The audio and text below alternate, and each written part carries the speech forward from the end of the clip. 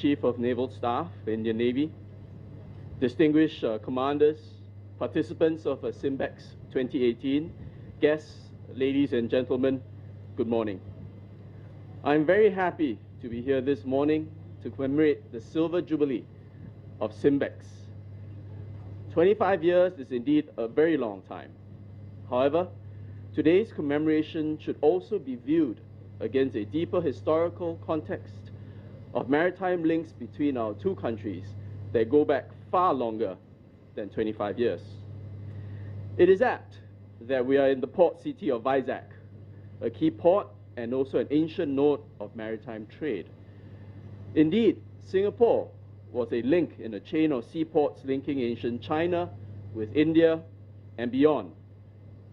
Written records of these maritime links, including in Sanskrit, can be found from as early as the 3rd and the 4th century. There are even records of the term Simhapura, or Lion City, written in Sanskrit.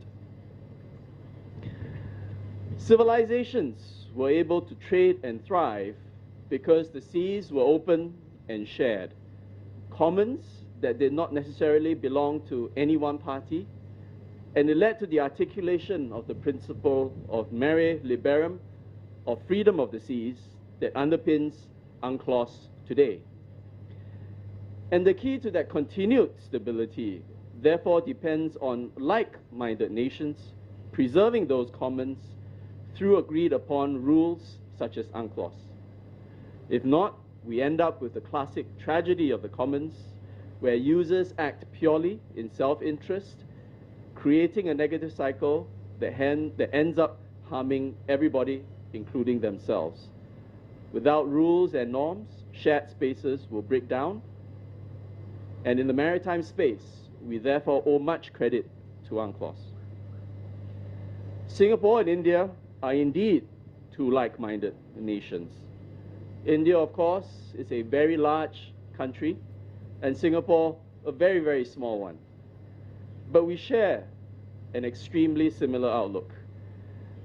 Prime Minister Modi recently characterized the relationship between our two countries, I quote, as the grace and majesty and the roar of the two lions, unquote.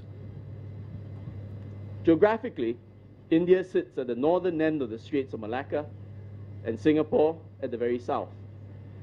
And as two maritime nations sitting astride a key sea line, our prosperity is mutually and critically dependent on those seas being secure. This connectivity has in turn fueled deep economic links. India is Singapore's largest trading partner in South Asia, and Singapore is India's second largest trading partner in ASEAN. Our leaders also enjoy extremely close ties. Our former Prime Minister, Mr. Goh Chok Tong, made his first official visit auspiciously in the year 1994, when SIMBEX first started, at the invitation of the late Prime Minister Narasimha Rao. And upon returning to Singapore, then Prime Minister Goh became determined to promote India-Singapore relations and sparked off what many now refer to as a mild Indian fever.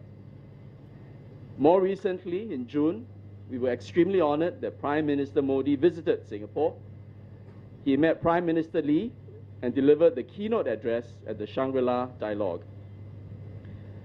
The Singapore Navy was also very honored to host Prime Minister Modi in Changi Naval Base, where he visited both our formidable class frigates as well as the Indian frigate Satpura. In the defense sphere, it is actually our two navies in particular that enjoy a very special relationship.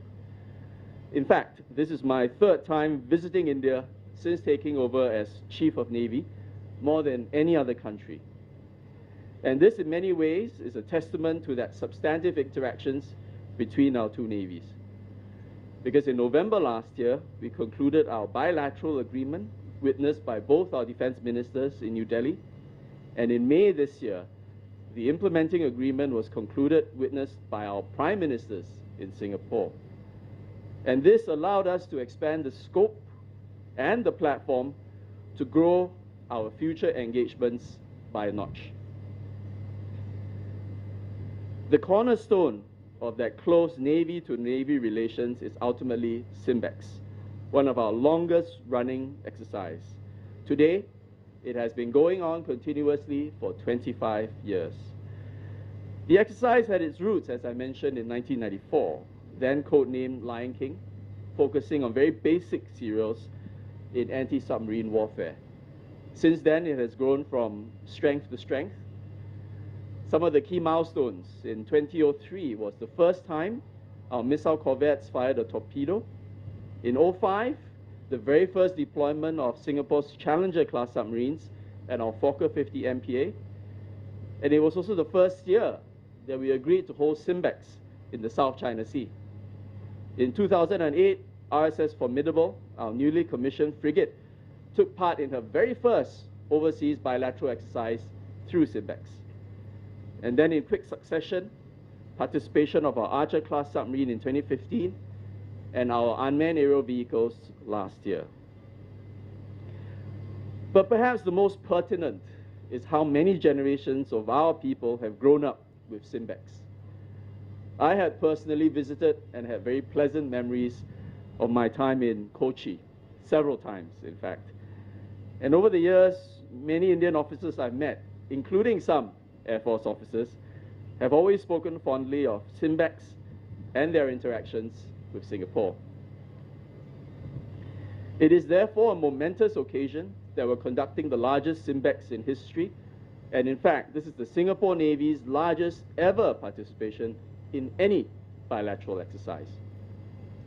I'm very happy to congratulate the ships and the crew from both the Indian Navy and the Singapore Navy for the very successful first phase in the Andaman Seas, with the successful combined missile firing by RSS Vigor and this very ship, INS Sahyadri, as well as our inaugural heavyweight torpedo firing. I think we all look forward tomorrow, where our defense ministers shall witness for themselves the close cooperation and the second combined missile firing. I think in conclusion, our region holds great historical and strategic importance. To ensure the continued stability of our maritime commons, like-minded partners, India and Singapore, must come together to deepen capability and trust, and together strengthen the rules and norms at sea. SIMBEX has been that one key pillar, a signature component for 25 years running. I'd like to extend my heartiest congratulations to all exercise planners and staff, both today as well as in the past, for all their hard work, sacrifice, and camaraderie. Because without you, today's exercise would not be possible, and I look forward to the great work over the second phase, and of course to many more years to come. Thank you very much.